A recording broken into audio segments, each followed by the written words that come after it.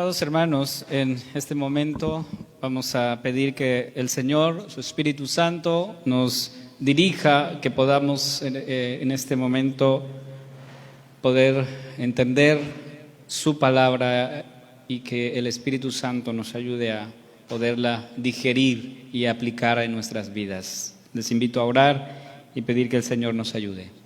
Padre, en este momento te damos gracias porque nos disponemos a escuchar tu palabra, por lo cual pedimos, Señor, que tu Espíritu Santo nos dirija, abra nuestro corazón, nuestros pensamientos para recibir tu palabra y permita de esta manera poder entenderla, Señor.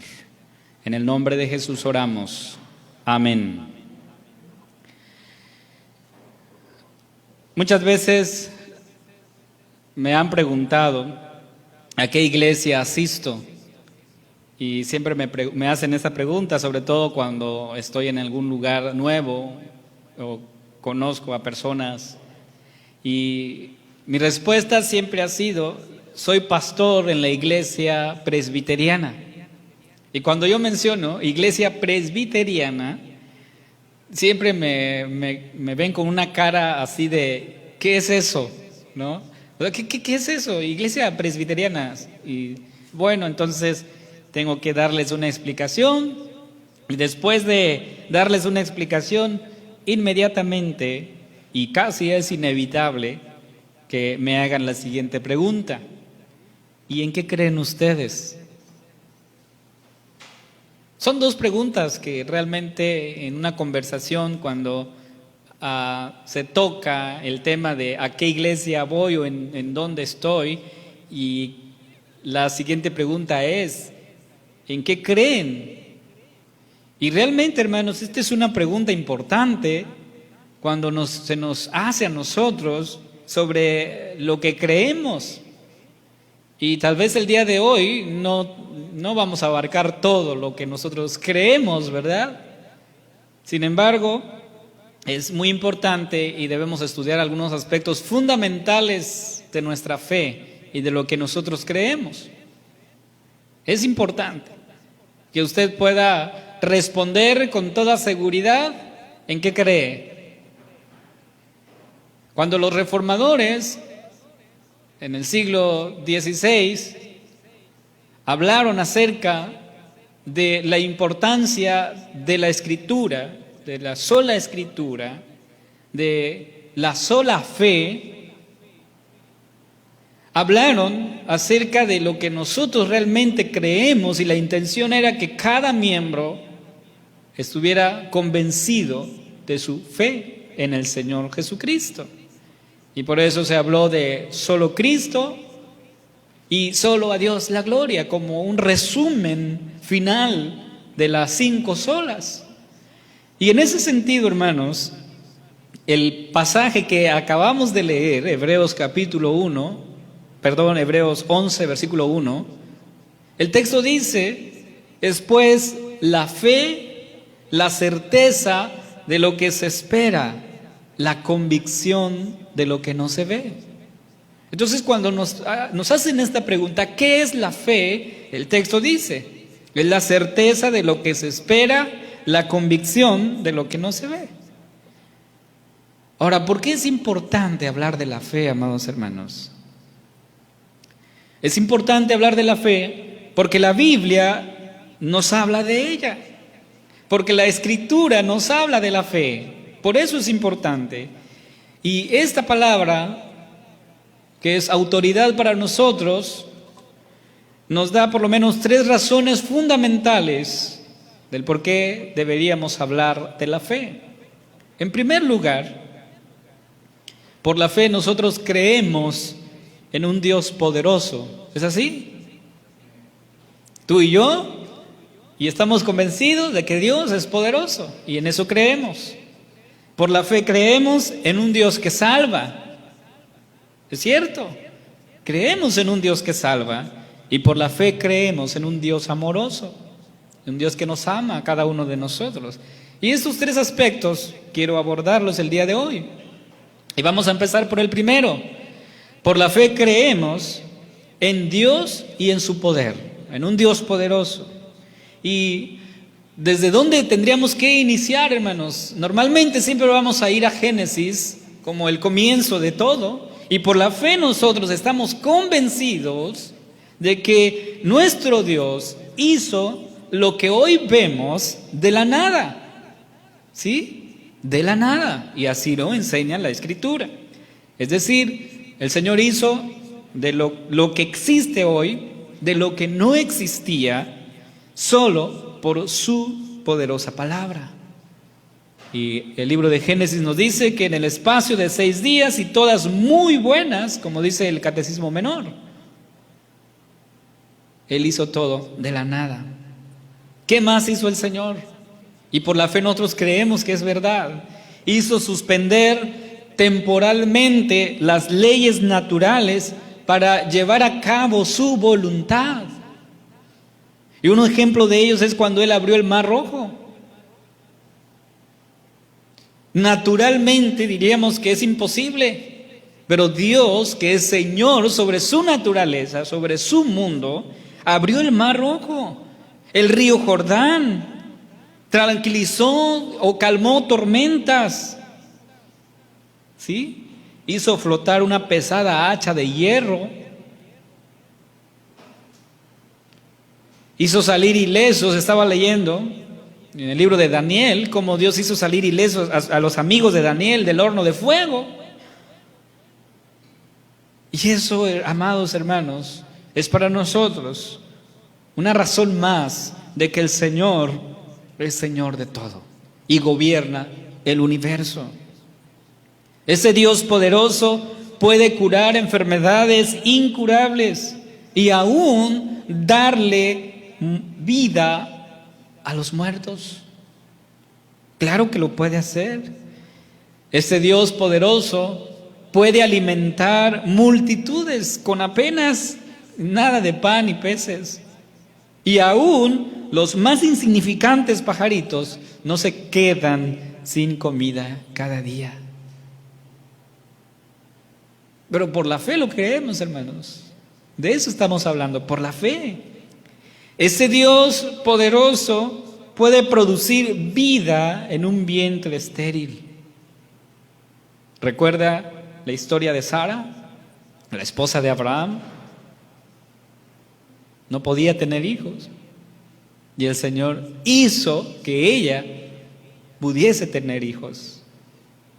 Y más tarde encontramos también a Rebeca, a Raquel, a Elizabeth, la esposa de Zacarías, el sacerdote, que leemos ahí en Lucas capítulo 1, versículos 36 y 37, que dice: y he aquí, tu parienta Elizabeth, ella también ha concebido hijo en su vejez, y este es el 6º mes para ella. Y me llama la atención cómo el escritor enfatiza lo siguiente, dice: la que llamaban estéril. ¿Se da cuenta? Dice, la que llamaban estéril, porque nada hay imposible para Dios. Ese es el Dios que nosotros creemos, hermanos. Un Dios poderoso que hace producir vida en un vientre estéril. Este es el Dios poderoso en quien nosotros creemos. Ese Dios poderoso puede vencer a la muerte misma, muriendo y volviendo a vivir. Dice el libro de Hechos capítulo 2 versículo 24, al cual Dios levantó suelto los dolores de la muerte, por cuanto era imposible que fuese retenido por ella. Es decir, la muerte no pudo retener a Cristo. Pero por la fe creemos esto, hermanos. Por la fe creemos en este Dios poderoso que puede condenar al pecado mismo. ¿Sí? Dice Romanos 8:3, porque lo que era imposible para la ley, por cuanto era débil por la fe, Dios, enviando a su Hijo en semejanza de carne, de pecado, y a causa del pecado, condenó al pecado en la carne. Y por la fe creemos esto. Entonces, este Dios poderoso, hermanos, puede salvar lo insalvable, puede purificar lo impuro y puede transformar lo que está deformado. Solamente Dios lo puede hacer. Lo ha hecho con los más terribles pecadores en la historia, con los que tienen el corazón de piedra, con los más inmorales y depravados. Lo ha hecho con nosotros. Lo hizo con este joven rico que habla la Biblia. Y así podríamos seguir hablando de este Dios poderoso. Si yo les pregunto, hermanos, ¿tú crees que Dios es poderoso? Sin duda me vas a decir sí. Si yo te preguntara, ¿por qué crees que Dios es poderoso? Ahí tal vez batallamos un poco, ¿no? Pero de alguna manera vamos a encontrar. Y por lo menos el día de hoy, en este momento te he dado algunas razones para decir, mira, Dios es poderoso por esto, por esto. Pero si yo te preguntara, particularmente en tu vida, ¿por qué dices que Dios es poderoso? Y tendríamos muchas cosas que contar, hermanos, de cómo el Señor ha obrado poderosamente en nuestras vidas. Y este es el Dios que nosotros creemos y descansamos en Él. Tal vez hemos estado al borde de la muerte misma, ¿sí? Y tal vez hemos estado como dudando y preocupados, ¿qué va a ser de mi vida, de mi familia? Y después, cuando el Señor obra poderosamente en nosotros, nos damos cuenta y decimos, realmente creemos en un Dios poderoso. Porque humanamente a veces los diagnósticos médicos no son favorables. Y a veces salimos desahuciados de alguna consulta médica. Pero este Dios poderoso, hermanos, no se rige por las leyes mismas de esta naturaleza, de este mundo. Él está por encima de todo ello. Y por eso nosotros podemos descansar en este Dios poderoso. Dios es poderoso, hermanos. Ahora, si nosotros realmente nos detenemos un momento a reflexionar sobre la situación en la que estamos viviendo, tal vez de la sociedad, tal vez de nuestra ciudad, de nuestro país, de nuestra vida misma, preguntamos, ¿Dios es poderoso para hacer que esas cosas cambien? Sí, Dios es poderoso, hermanos. Por eso nosotros creemos en Él. Ahora, este Dios poderoso también es un Dios que salva. Y por la fe creemos en un Dios que salva. Y estamos convencidos de esto, hermanos. Dice la Escritura en Isaías 52, ¿por qué cuando vine no hallé a nadie? Y cuando llamé nadie respondió. Y me llama la atención la pregunta. Dice, ¿acaso se ha acortado mi mano para no redimir? Lo que dice el profeta Isaías a Israel, diciéndoles, ¿acaso se ha cortado mi mano para no redimir, para no salvar? No, Dios es un Dios que salva. Y estamos conscientes, hermanos, que somos pecadores, ¿es así? Sí, estamos conscientes que somos pecadores y que por lo tanto no merecemos la gracia salvadora de Dios. ¿Cuántas veces hemos fallado, hermanos? ¿Qué tan santo hemos sido esta semana? ¿Verdad que le hemos fallado al Señor? Y el Señor conoce nuestro corazón, conoce nuestros pensamientos y sabe las veces que le hemos fallado. Sin embargo, hermanos, Él en sus designios y en su soberana voluntad quiso salvarnos. Él nos salvó, como dice el libro y la carta a los Romanos, cuando estábamos muertos en nuestros delitos y pecados. ¿Sí? Aún estábamos muertos, dice, Él nos dio vida juntamente con Cristo. Entonces podemos nosotros comprobar, hermanos, que Dios es un Dios que salva. No solamente nos ha salvado del pecado y nos ha dado vida eterna, sino también nos está salvando constantemente de este mundo caído y también nos está salvando de nosotros mismos. Dios nos salva de nosotros mismos. Y es ese Dios, hermanos, en el quien estamos creyendo. Por eso, este Dios redentor salvó a su pueblo de la esclavitud egipcia, lo leemos en la Escritura, lo salvó de sus enemigos durante los 40 años en el desierto. Dios estuvo protegiendo a su pueblo en el desierto. Lo salvó de morir por falta de agua y alimento en el desierto. Les dio pan, les dio carne. Eso es lo que leemos, hermanos. Y no solamente eso, hizo salir agua de una roca. Este Dios poderoso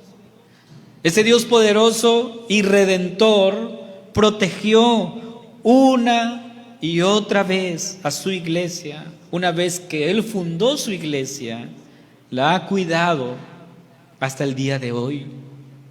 Por eso en este día en el que celebramos un aniversario más de nuestra iglesia, podemos entonces recordar cómo el Señor ha cuidado a su iglesia y cómo el Señor ha protegido a su iglesia, y hasta el día de hoy Él sigue siendo fiel en la iglesia, el buen samaritano. Y así lo creemos. Y como decía hace rato, no porque somos tan buenos y sabios, por eso la iglesia se ha mantenido firme. No es así. Solamente ha sido por la gracia de Cristo. Este Dios que salva ha cuidado a su pueblo bajo la tiranía de los emperadores romanos. En toda la historia lo vemos así. Y este Dios sigue salvando a su iglesia en medio de tantas ideologías que se oponen a la verdad absoluta de Dios. Ayer que estábamos reflexionando un poco en las clases, estaba la preocupación latente de cómo está nuestra sociedad y de cuántas leyes se buscan reformar para tratar de incrustar una ideología que atenta en contra de Dios, de su verdad, de su palabra. Ya por ahí ustedes leyeron en las redes sociales y en los medios informativos de noticias de cómo un líder mundial que dirige una iglesia mundial se pronunció en favor de una ley que está atentando contra los principios bíblicos. ¿Sí? Por eso es importante, hermanos, que nosotros vayamos a la palabra de Dios. Pero este Dios nos sigue salvando hasta el día de hoy. Sigue preservando a su remanente, como lo ha hecho en el pasado. ¿Sí? El Señor preservó a un remanente, recuerden, a Elías, que dice: aquí hay tantos hombres que no han doblado sus rodillas ante este Dios. Y así Dios ha seguido y en la historia ha protegido a su iglesia y sigue salvando a su iglesia. Por eso Isaías 59:1 dice: he aquí que no se ha cortado la mano de Jehová para salvar, ni se ha agravado su oído para oír, porque el Señor sigue salvando a su iglesia. Entonces creemos en un Dios poderoso porque tiene el poder y nadie le dice qué haces, porque Él tiene la autoridad para hacer lo que quiere, cuando quiere y como quiere en su iglesia y en su mundo, porque Él lo creó. Creemos en un Dios poderoso y soberano que está por encima de todo. Y nosotros como iglesia presbiteriana hasta tenemos un lema, un himno lema, ¿no? soberano, Señor de los mundos, porque creemos y estamos convencidos de que Dios es poderoso, Dios es soberano, y por eso estamos aquí, sirviendo a este Dios poderoso. Pero este Dios poderoso también es un Dios que salva y constantemente nos está salvando a nosotros, constantemente. Él impide muchas veces que nuestra vida se vaya a la bancarrota. Él impide que nuestra vida sea un desastre. Solamente Dios lo puede hacer. Solamente Dios sigue salvando a la familia, porque el día de hoy se está buscando por muchos movimientos progresistas terminar con la familia, con esta institución que fue creado por Dios. Pero este Dios sigue salvando a la familia. Este Dios sigue salvando a los matrimonios. Y no dudo que seguirá haciéndolo, hermanos. Entonces creemos en un Dios poderoso, pero también en un Dios que salva. Y por la fe, hermanos, por la fe lo creemos. Ahora, por la fe también creemos que Dios nos ama. Si yo también una vez más te preguntara, ¿crees que Dios te ama? Yo creo que cada uno a una sola voz me va a decir, sí, sí lo creo, sí creo que Dios me ama. Y yo estoy convencido de eso, hermanos. Dios nos ama a todos. De hecho, cantábamos una alabanza hace muchos años que decía, el amor de Dios es maravilloso. Sí, no sé si se acuerda de esa alabanza.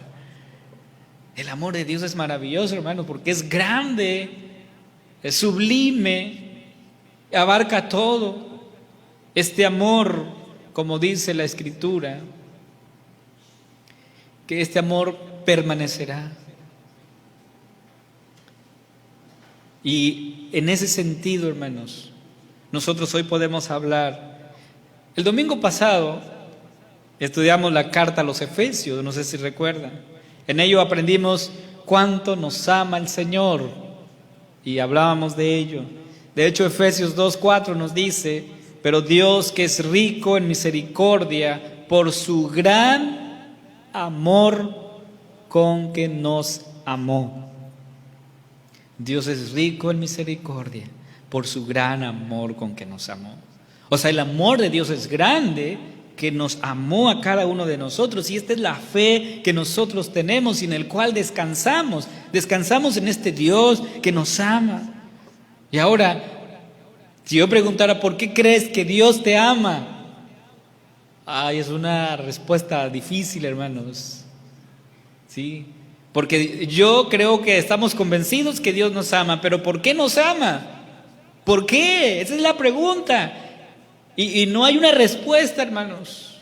Solamente Dios sabe por qué nos ama. Aunque en su palabra nos ha dado algunos destellos, alguna descripción del por qué Él nos ama. Sin embargo, amados hermanos, yo no puedo entender hasta el día de hoy por qué el Señor me ama a mí siendo como soy.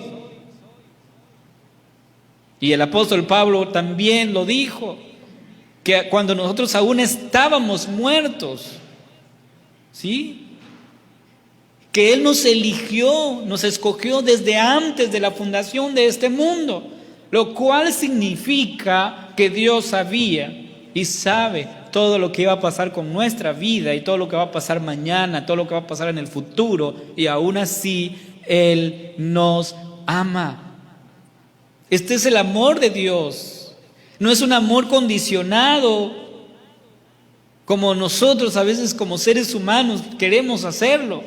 Nosotros condicionamos nuestro amor, condicionamos el amor que queremos darle a alguien y buscamos, si tú me haces esto, si tú haces aquello, te voy a amar. Y aunque literalmente no lo digamos de esa manera, pero estamos buscando, siempre buscamos amar de una forma condicionada. Pero Dios no nos ama de esa manera, hermanos. Dios nos ama de una forma incondicional. Y ese es el amor del Señor. Pero ¿por qué nos ama Él? ¿Por qué? Siendo como somos, pecadores. Y aquí la noticia es que a pesar de que somos pecadores, somos amados por un Dios santo, sublime. Y no hay duda de que Cristo no solamente ama a cada uno de nosotros, ama a su iglesia, hermanos. Y nosotros somos la iglesia de Cristo. ¿Tú crees que eres parte de la iglesia de Cristo? Somos parte de la iglesia de Cristo, hermanos. ¿Y por qué decimos que el Señor ama a su iglesia? O sea, si decimos que somos parte de la iglesia de Cristo, entonces estamos seguros de que somos la iglesia de Cristo y por lo tanto Cristo nos ama porque Cristo ama a su iglesia. Ahora, ¿por qué Cristo ama a su iglesia? En primer lugar, porque la fundó. Cristo fundó la iglesia. Dice Mateo 16:18, y yo también te digo que tú eres Pedro y sobre esta roca edificaré mi iglesia. Y no dice sobre ti, Pedro, sino sobre una declaración que Pedro había dado. Y el Señor dice, aquí voy a edificar mi iglesia. Y no la edificó en la persona de alguien, sino en Él mismo, que es la roca eterna. Lo cual, dice la Escritura, los edificadores o los constructores desecharon. Cristo edificó la iglesia. Él se sacrificó por ella, hermanos. Se sacrificó por nosotros. Dice Efesios 5:25, haciendo una comparación entre el amor que debe existir en el matrimonio. Dice así, Efesios 5:25, y yo quiero que los maridos escuchen bien, bien claro. Dice, maridos, amad a vuestras mujeres, ¿verdad? Maridos, ¿ya escucharon? Dice, amad a vuestras mujeres. Y aquí hay una comparación, hermanos. Dice, así como Cristo amó a la iglesia. Eso está interesante. O sea, ¿de qué manera yo voy a amar a mi mujer? Bueno, de la manera en que Cristo amó a su iglesia. ¿Y cómo amó Cristo a su iglesia? Se entregó a sí mismo de una forma incondicional. De esa manera Cristo ama a la iglesia. De esa forma Cristo ama a la iglesia. Y si pudiésemos investigar todo lo que Cristo ha hecho por su iglesia, entonces diríamos, de esa manera, de la misma forma en que Cristo ama a la iglesia, así también tú debes amar a tu mujer. Y aquí estamos hablando entonces de cómo Cristo ama a la iglesia. ¿Cuántas veces la iglesia ha fallado, hermanos? ¿Y cuántas veces Cristo ha perdonado a su iglesia? ¿Por qué lo ha perdonado? Porque lo ama, ¿no? Ese es el amor. Entonces, de esa misma manera debe darse esa relación entre maridos. Bueno, no estoy hablando aquí del matrimonio, ¿verdad? Pero es una comparación, ¿sí? Entonces, es importante saber de que el Señor se sacrificó por su iglesia, así también nosotros debemos sacrificarnos por nuestra mujer, ¿sí? Por nuestra esposa. Ahora, Cristo compró a su iglesia, Él la compró, dice Hechos 20:28. Por lo tanto, mirad por vosotros mismos y por todo el rebaño en el que el Espíritu Santo os ha puesto por obispos para apacentar la iglesia del Señor, la cual Él ganó por su propia sangre. O sea, Cristo compró y ganó a la iglesia derramando su propia sangre. Y no solamente hace eso, sino que Él purifica a su iglesia y Él va a desposar a su iglesia. Dice Efesios 5:26 y 27, para santificarla, habiéndola purificado en el lavamiento del agua por la palabra, a fin de presentársela a sí mismo una iglesia gloriosa, que no tuviese mancha ni arruga, ni cosa semejante, sino que fuese santa y sin mancha. Entonces, el día de hoy hemos visto tres cosas importantes, hermanos, y que nosotros lo creemos por fe. Creemos en un Dios poderoso. ¿Es así? Así es, ¿verdad? Creemos en un Dios poderoso. Creemos en un Dios que salva, ¿verdad? Un Dios que nos salva todo el tiempo, hasta nos salva de nosotros mismos, lo hemos dicho. Y creemos en un Dios que nos ama. Pero ¿por qué lo creemos, hermanos? ¿O cómo es posible creer esto? Solamente es por la fe. Por eso dice el texto de Hebreos 11:1, es pues la fe, la certeza de lo que se espera. O sea, la fe es aquello que estamos seguros que vamos a recibir, pero estamos convencidos también de que no lo vemos. Por eso dice el texto, la fe es la certeza de lo que se espera, la convicción de lo que no se ve. Eso es fe. Entonces fe es estar seguro de que aquello por el cual Dios nos ha prometido es verdad, aunque en este momento yo no lo pueda ver. Eso es fe. Y por eso el texto me llama la atención, porque el versículo 6 de este pasaje de Hebreos nos recuerda qué tan importante es la fe, hermanos. Yo quiero invitarte a ir ahí a ese pasaje. Hebreos 11, dice así el versículo 6: pero sin fe es imposible agradar a Dios, porque es necesario que el que se acerca a Dios crea que le hay y que es galardonador de los que le buscan. Sin fe es imposible agradar a Dios. Entonces, ¿por qué dice Hebreos que sin fe es imposible agradar a Dios? Porque tú no puedes agradar a Dios dudando de Él, dudando de su poder, dudando de su salvación y dudando también de su amor. ¿No? Es imposible agradar a Dios.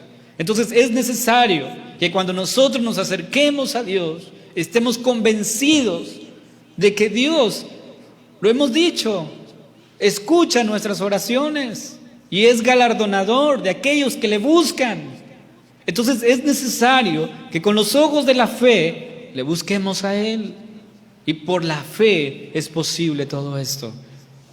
Por los ojos de la fe, entonces, creemos en un Dios poderoso, en un Dios redentor y en un Dios amoroso. Y por esta misma fe, hermanos, creemos que Cristo habita en nuestro corazón. Es cierto. Yo creo que Cristo habita en mi corazón. Y yo espero que tú también creas que Cristo está habitando en tu corazón el día de hoy. Y si es así, entonces, si es así y solamente así, podrás estar seguros y podrás estar convencidos de que cuando llegue el momento, que así está en la soberana voluntad, de que tengamos que partir de este mundo, estaremos con Cristo. Y esa es la promesa del Señor, hermanos, y así lo creemos. Por la fe creemos que es así. Por la fe creemos que cuando llegue el tiempo de nuestra partida, estaremos con el Señor. Y yo quiero que tú estés seguro. Porque he escuchado de algunos que dicen, ay, es que pues no estoy tan seguro porque mira cómo me he comportado, mira cómo he sido. Y si el Señor viniera hoy, he escuchado esa frase, si el Señor viniera hoy. Y yo lo quiero regresar y recordar. Si el Señor viniera hoy, ¿estás convencido? ¿Tienes esa fe firme de que estarás con el Señor? Amén. Creemos así. Yo espero que tú lo creas. Por eso, hermanos, la Escritura nos llama a vivir por fe. A vivir por fe.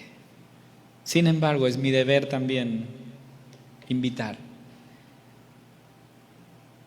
Si realmente no estás convencido en esta fe que salva, en esta fe que perdona, en esta fe que nos rescata todo el tiempo, y en esta fe que el apóstol Pablo dice que es por medio de esta fe que somos salvos, entonces yo te invito a que medites en el Señor.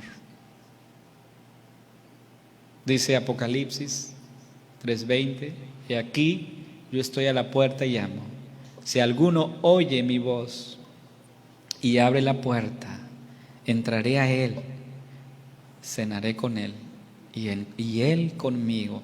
Por la fe creemos que al final de todo esto, hermanos, habrá una gran cena, ¿sí? Una gran fiesta está preparada. Pero solo aquellos que han sido salvados y creen en esto están invitados a esa cena. Yo quiero que también tú estés ahí y puedas cenar con el Maestro y al fin poderle ver cara a cara. Te dejo esto en tu mente y en tu corazón. Vamos a orar y pedir que el Señor nos aumente la fe, como dijeron los discípulos al Señor, aumentanos la fe. Vamos a orar, hermanos. Padre, gracias. Gracias porque tu palabra nos invita a hacer una reflexión sobre la fe. Hemos estado, Señor, estudiando y estamos convencidos de que tú eres un Dios poderoso, tú eres un Dios, Señor, que perdona nuestros pecados y por eso nos salva, que nos redime. Y eres un Dios, Señor, también que nos amas. Y hasta ahorita, Señor, no he logrado entender por qué nos amas, pero estoy seguro que lo haces. Estoy seguro y estoy convencido que nos amas a cada uno de nosotros, aunque en este momento no lo podamos entender. Tu palabra nos habla, nos describe algo de ello y nos dice que somos amados por ti y por gracia, por ese gran amor que tú, Señor, tienes. Pero realmente no puedo describir cuál es la razón, porque yo soy un pecador, porque todo el tiempo estoy fallando, porque tal vez en esta semana no he sido tan santo y aún así tú sigues amándome. Y por eso te doy gracias, Padre, porque pese a lo que pueda suceder, tu amor es incondicional, Señor. No está condicionado por lo que yo haga. Eso, Señor, implica responsabilidad de mi parte, buscar siempre hacer lo mejor para ti y no pagar, Señor, de una forma equivocada aquello que tú estás haciendo por mí. Permite que tu palabra, Señor, y que por esta fe podamos creer y descansar, que al fin de los tiempos, cuando el tiempo sea cumplido de nuestra estancia en este lugar, podamos estar, Señor, convencidos y seguros que estaremos contigo y escuchar aquellas palabras que tú, Señor, le dijiste a tus discípulos: buen siervo y fiel, en lo poco has sido fiel, en lo mucho te pondré, entra al gozo de tu Señor. Y eso es lo que anhelamos todos y creemos que un día escucharemos estas palabras, Señor. Permite pues que esta fe se mantenga firme, por lo cual te pedimos, Señor, que nos aumentes la fe. En el nombre de Jesús te lo pedimos. Amén.